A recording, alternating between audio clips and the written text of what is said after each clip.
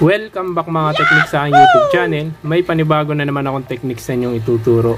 Ngayon mga teknik, tuturuan ko kayo kung paano gumawa ng DIY earpiece para dito sa front camera ng ating mga cellphone. Katulad nito mga teknik niyan, wala siyang earpiece net, earpiece screen. Ngayon, ang problema niyan kapag walang ganan mga teknik, lalabo yung front camera, papasukan ng moist tsaka gabok. Yan, katulad nito.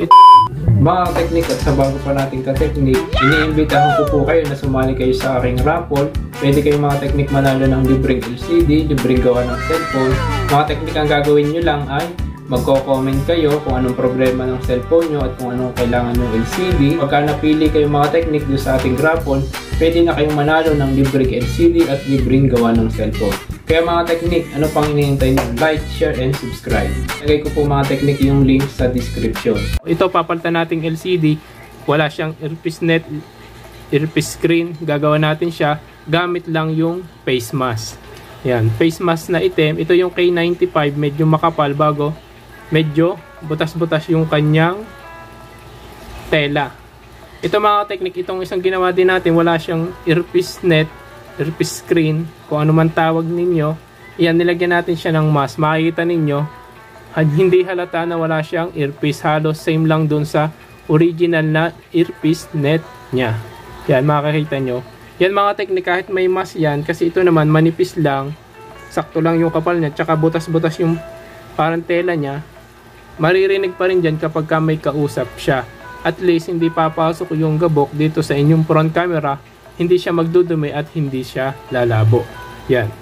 Ganito lang mga teknik kapag gagawa kayo ng earpiece net screen. Yan. Gugupit lang kayo.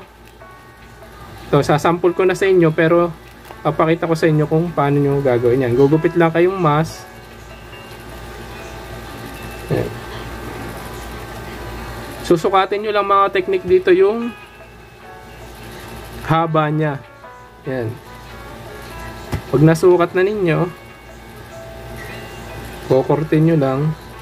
Ito mga teknik, dinalagay itong earpiece net bago ikabit ang LCD. Ilalagay nyo muna tong net na to bago ang LCD para maganda siyang tingnan. Yan. Okay lang siya madaganan ng LCD para matibay, tsaka manipis lang to. Yan.